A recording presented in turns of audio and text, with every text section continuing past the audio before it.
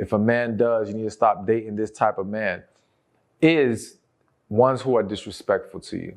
Now, I know for some of you, it's like, oh, that's a no-brainer. We all know that, right? Again, it's not always that simple for a lot of people. Unfortunately, society is becoming more and more toxic to where I think on one end, there is a portion of society that's become more easily offended, but there's also a portion of society that lets things slide or is normalizing toxic behavior, okay? And so in normalizing a lot of toxic behavior, very disrespectful acts are being overlooked and made excuses for, okay? And so I think that when some people think disrespect, they're thinking different things. Disrespect to some might be how you talk to that person, all right? So how that man talks to you, if he calls you out your name. And for some people, here's the thing. If you come from an area where a man calling his woman the B word, right? That's my B, is acceptable. Well, that person won't see it as disrespect.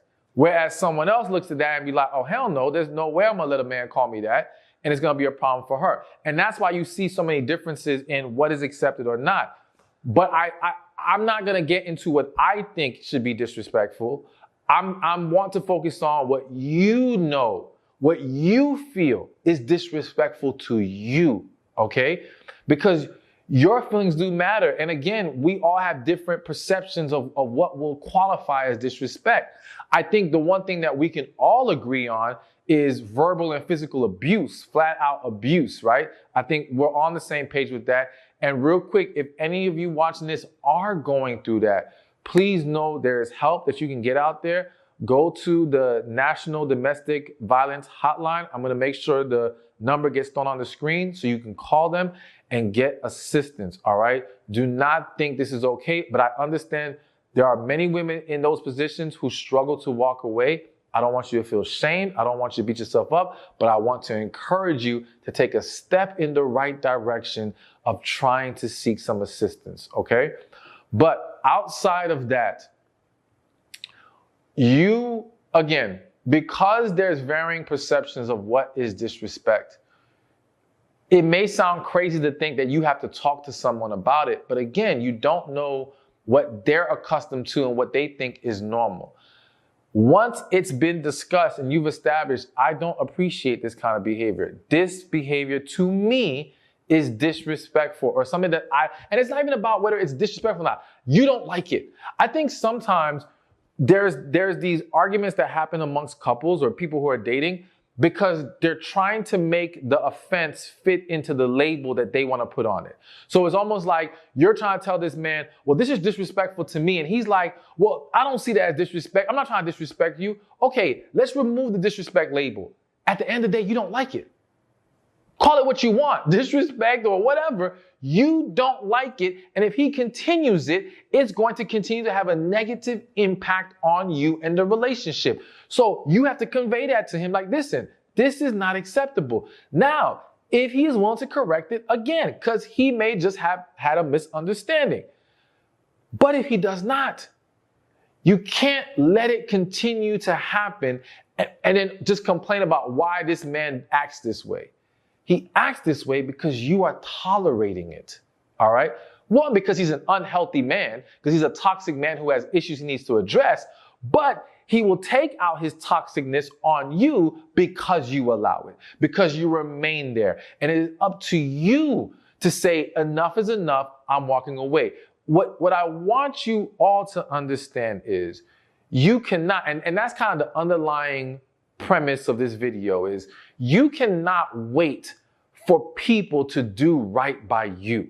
You can't say, okay, well, why can't he just get it together and think if I stay long enough that he'll finally magically get it together? No, you have to establish what is acceptable and what is not. And if he does not meet those standards after you have properly addressed them, it's done. It's done. There's nothing to talk about after that. Now, real quick, one thing I want to throw in there before I move on to the next point that is hitting my spirit, one of those moments. So it's the whole social media thing, all right? The whole liking pictures and all that and commenting on people's posts and all that. Listen, I'm not here to discuss or argue what should be acceptable or not. I'm simply here to say that I've seen this become a point of, there's a lot of tension has been created in a lot of relationships because of this, all right? And again, I can tell you that, listen, my position, it's not worth it to wreak havoc in my relationship because I want to like a picture. So to me, if it's bothering my woman to like, I'm not going to like nobody's picture. That's me. But there are people who would argue it's not a big deal. Why, people are insecure, they have a problem with it.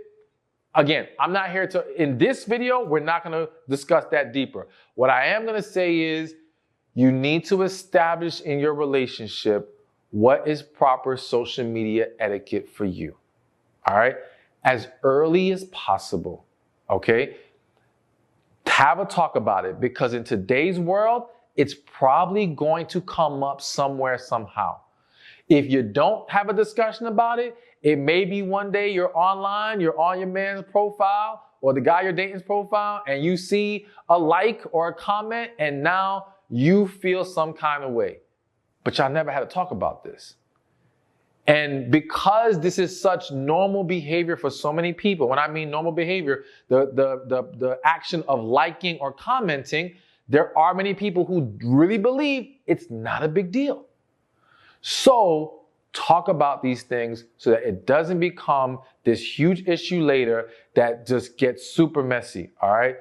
Nip it in the bud as quickly as possible. Hey, thank you for watching this video. Be sure to check this one out right here, and I'll see you there. Relationships are the key to a successful life. But there's 5 areas that we have to be mindful of when it comes to relationships. There's relationship with God, relationship with ourselves, relationship with family and friends,